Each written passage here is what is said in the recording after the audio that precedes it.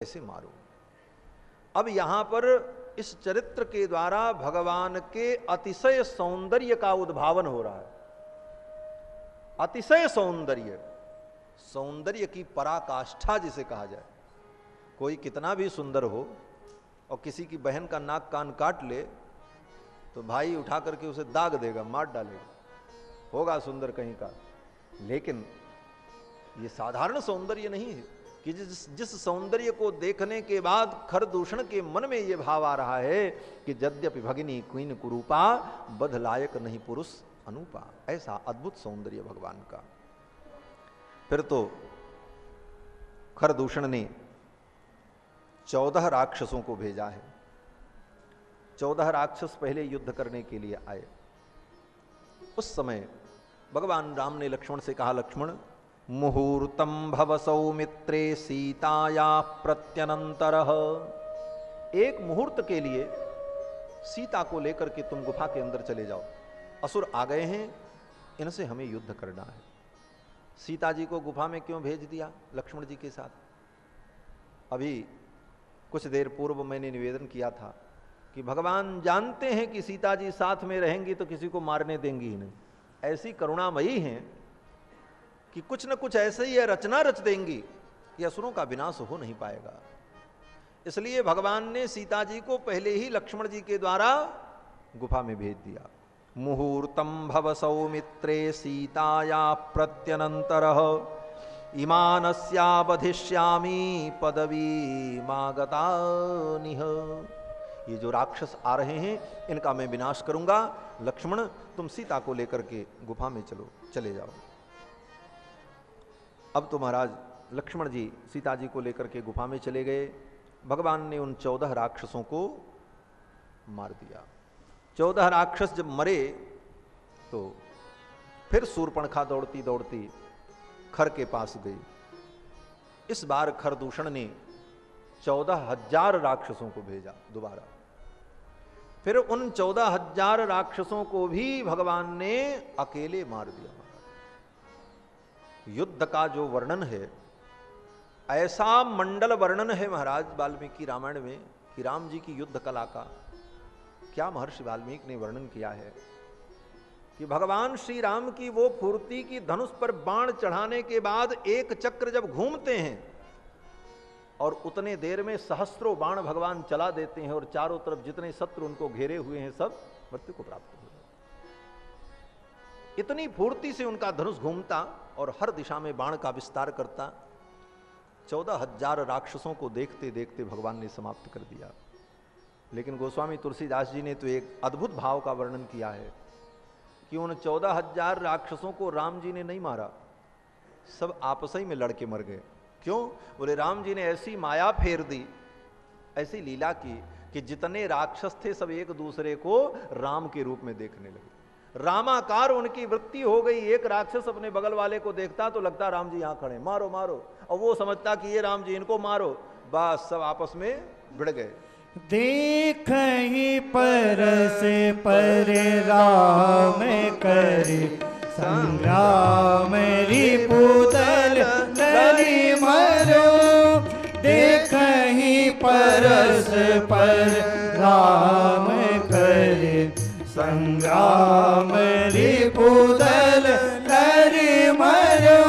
सूर मुनि सभय प्रभु देखे माया नाथ अति कौतुक करो।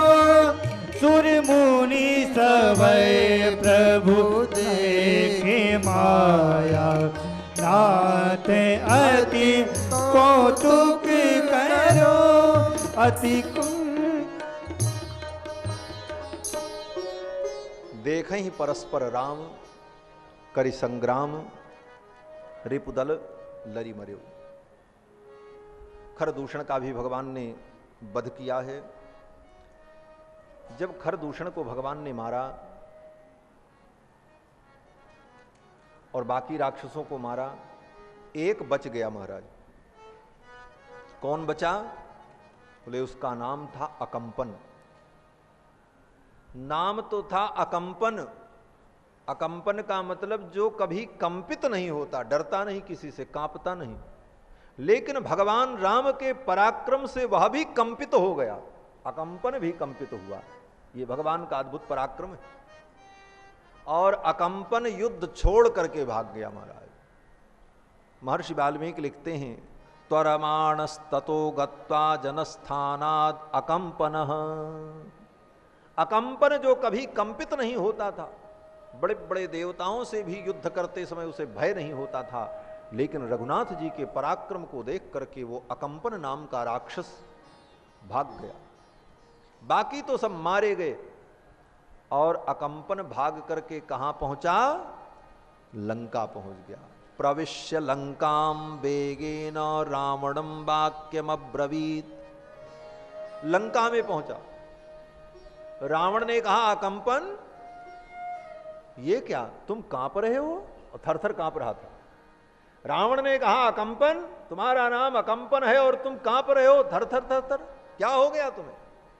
और तुमको तो मैंने जनस्थान में नियुक्त किया था,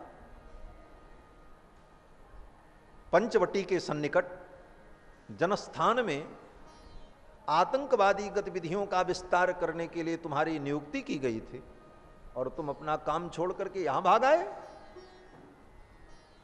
क्यों आए? तो अकंपन ने सारा वृत्तांत बताया। रावण ने कहा, जब दशरथ के वो पुत्र राम इतने पराक्रमी हैं, जिन्होंने खरदूषण को और 14,000 राक्षस को मार दिया, तो तुम बच कैसे गए? मुझे तो ये आश्चर्य हो। रावण ने यही पूछा कि भाई तुम बचे कैसे? जब उन्होंने सबको मार दिया तो तुम बच करके यहां कैसे आए? तो अकंपन ने कहा कि खरश्च निहित संख्ये कथंचिद इहमागतः। कथंचिद इहमागतः, किसी प्रकार मैं बच करके यहां आया हूं। तो किसी प्रकार बच करके आया हूं, किस प्रकार से बच करके आया होगा यह तो नहीं लिखा है, लेकिन श्री गोविंद राज स्वामी जी ने टीका में अनुभव किया है कि स्त्री रूपम धृत्वा, स्त्री का रूप बना लिया अकंपन ने। जब राम जी अकंपन को मारने चले तो मायावी था, तुरंत नारी का रूप बना लिया। तो राम जी तो मर्यादा पुरुषोत्तम, भगवान ने कहा जब स्त्री ही बन गया है तब इसको क्या मारे, छोड़ दो, जाने दो। स्त्री का रूप धारण करके और तब बच करके वहां से आया। अकंपन कहता है, किसी प्रकार नारी का रूप धारण करके कथंचिद इहमागतः एवं मुक्तो दशग्रीव क्रुद्ध संरक्तलोचनः। अकंपन के वचन को सुनकर के रावण क्रुद्ध हो गया। रावण ने कहा, मेरी सारी योजना को उन दोनों भाइयों ने समाप्त कर दिया, अब मैं उन्हें समाप्त कर दूंगा, उन्हें मार डालूंगा। तो अकंपन ने कहा, महाराज उनको साधारण मत समझो। न ही रामो दशग्रीव सक्यो जेतुम रणे त्वया। अकंपन ने कह दिया, लंकेश, राम को तुम युद्ध में नहीं जीत सकते। रक्षसाम वापि लोकेन स्वर्ग पाप जनैरिव न तम बध्यमहम मन्ये सर्वैर्देवासुरैरपि। और केवल राक्षस ही नहीं, स्वर्ग के देवता, दैत्य, असुर सब मिल करके राम जी से युद्ध करें फिर भी उनको मार नहीं सकते, उनको जीता नहीं जा सकता। ये अकंपन ने पहले ही कह दिया। तो रावण ने कहा, तो फिर उन्हें समाप्त करने का क्या उपाय है? उनके वध का उपाय क्या है? तो अकंपन ने उपाय बताया। अकंपन ने कहा, उनको मारने का एक ही उपाय है, अयम तस्य वधोपायस्तन ममैकमना शृणु। उनका वध करने का एक ही उपाय है जो मैं बता रहा हूं, मन लगा करके सावधानी से सुनो। रावण ने कहा, बोलो, बताओ। अकंपन ने कहा कि भार्या तस्योत्तमा लोके सीता नाम सुमध्यमा। उनके साथ उनकी भार्या जो सीता है, सुमध्यमा, नारी नाम उत्तमा, श्यामा समविभक्तांगी स्त्री रत्नम रत्नभूषिता, जो स्त्री रत्न है, उस स्त्री का, सीता का अगर तुम हरण कर लो तो उसके वियोग में वो इतने दुखी हो जाएंगे कि बिना मारे ही मर जाएंगे। यही सलाह दिया कंपन ने। नहीं, रावण को सीता हरण करने की कोई जरूरत नहीं थी, उसको तो केवल लड़ाई करना था, राम जी को मारना था। तो चाहता था कि राम जी को हम समाप्त कर दें क्योंकि ये मेरे असुरों को मार रहे हैं। सीता हरण तो बीच में अकंपन के सलाह से हो गया। अकंपन ने कहा यही उपाय है और कोई उपाय नहीं, सीता हरण कर लोगे तो सीता के वियोग में वो इतने दुखी हो जाएंगे, दीनहीन हो जाएंगे, मलिन हो जाएंगे, खिन्न हो जाएंगे, खेद से युक्त हो जाएंगे। तब बोले तब बलहीन हो जाएंगे, फिर उनको मार देना, फिर मारना सरल हो जाएगा। रावण ने कहा बस ठीक है। तस्यापहर भार्याम त्वं तम प्रमथ्य महावने सीतया रहितो रामो न चैव हि भविष्यति। सीता से रहित होकर के राम रह नहीं सकते, उनका जीवन स्वतः समाप्त हो जाएगा। रावण ने कहा बस ठीक है। रावण ने सीता हरण की तैयारी की, तुरंत अपने रथ को तैयार किया। तदेव मुक्ता प्रययौ खरयुक्तेन रावणः, रथ पर बैठा। रावण का रथ कैसा था? महर्षि वाल्मीकि लिखते हैं खरयुक्तेन, उसके रथ में घोड़े नहीं जोते जाते थे, गधे जोते जाते थे। 4 मोटे ताजे गधे जोते गए। खरयुक्तेन, खर माने गधा। रावण के रथ को गधे खींचते थे। क्यों? बोले गधे के रथ को गधा ही खींचेगा, और कौन खींचेगा भाई। रावण के रथ में ऐसे ऐसे गधे जोते गए। रथेनादित्य वर्णेन दिशः सर्वा प्रकाशयन, आदित्य के समान, सूर्य के समान चमकता हुआ दिव्य रथ रावण का। उस रथ पर बैठ करके जब रावण चला, 10 दिशाएं मानो प्रकाशित होने लगी। रावण भी साधारण नहीं है महाराज। और साधारण क्यों होगा?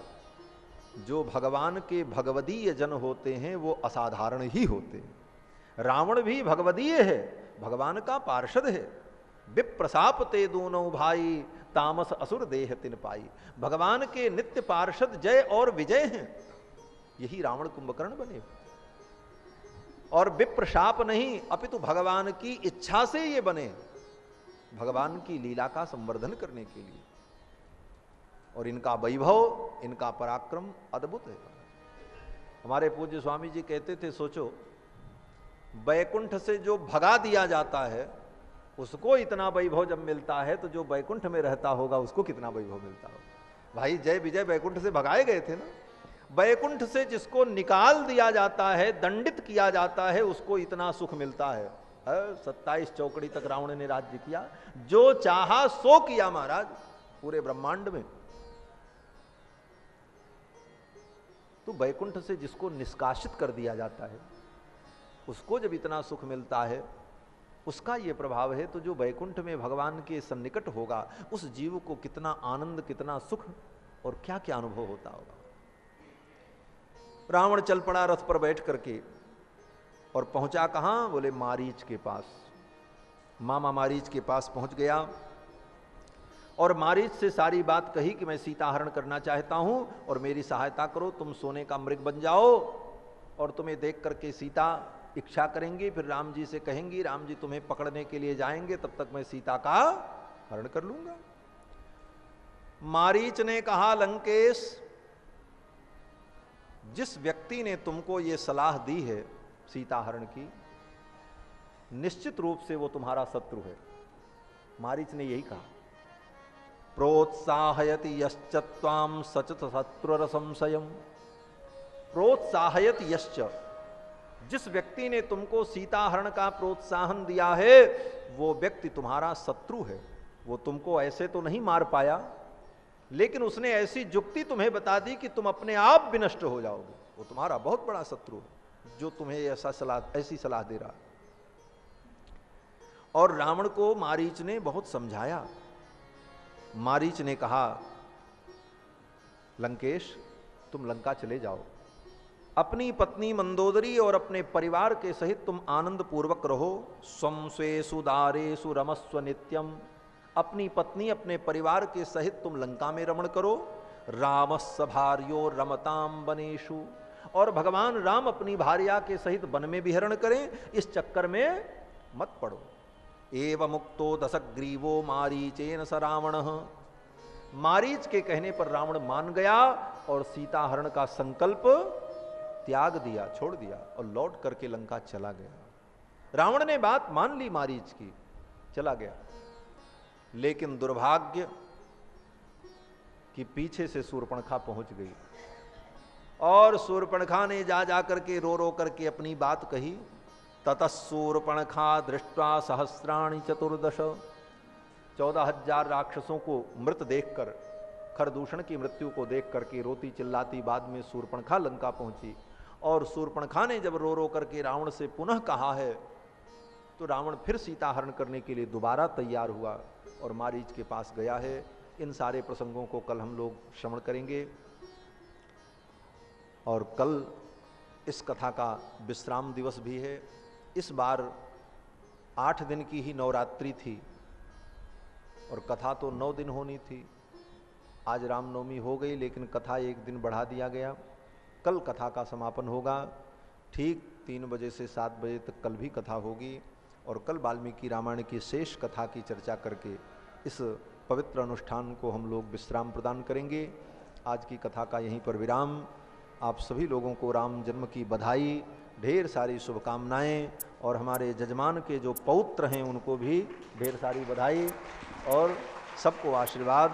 राम जन्म महोत्सव की श्री सीता रामचंद्र भगवान की आज के आनंद की जय जय सीताराम।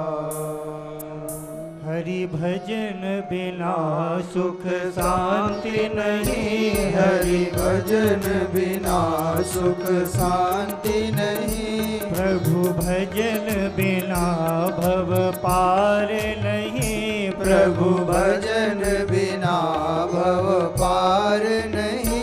श्रीमन्नारायण नारायण नारायण, श्रीमन्नारायण नारायण नारायण, भजमन्नारायण नारायण नारायण, भजमन्नारायण नारायण नारायण, लक्ष्मी नारायण नारायण नारायण, लक्ष्मी नारायण नारायण नारायण, भजमन नारायण नारायण नारायण, भजमन नारायण नारायण नारायण।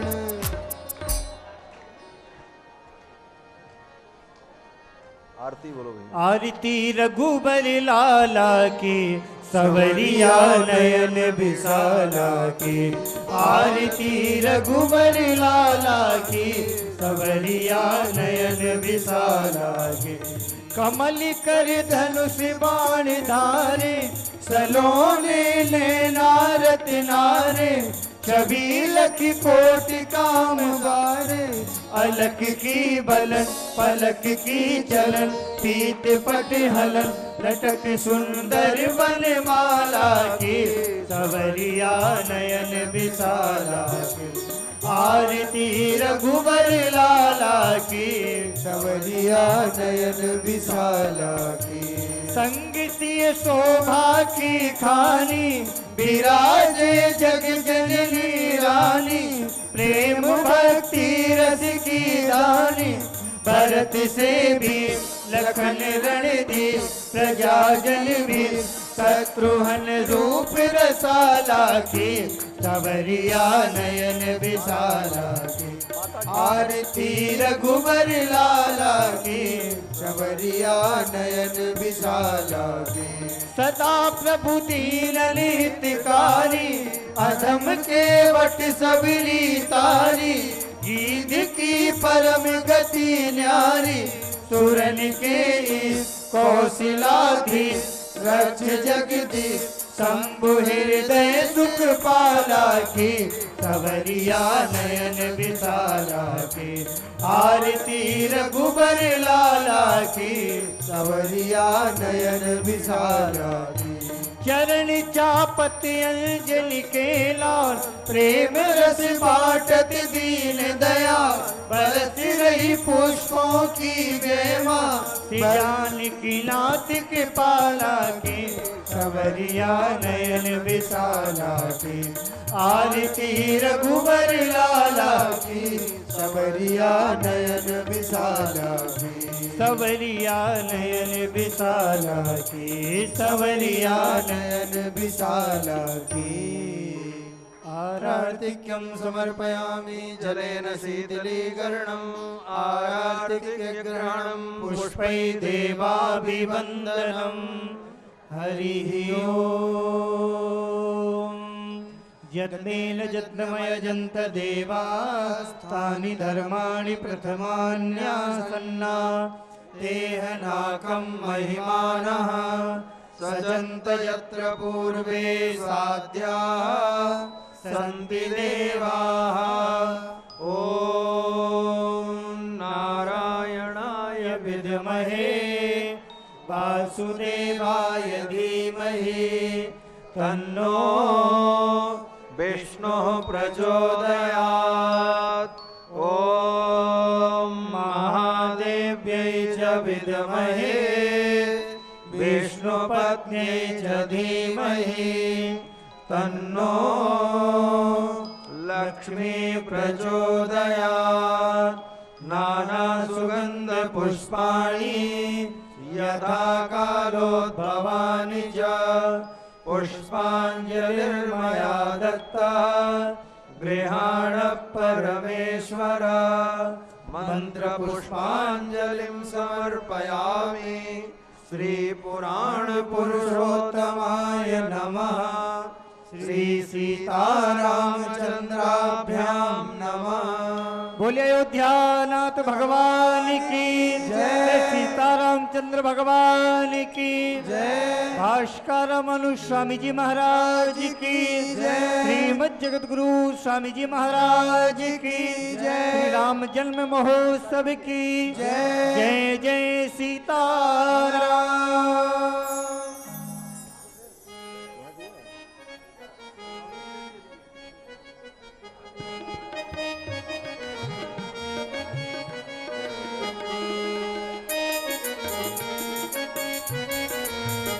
बोलो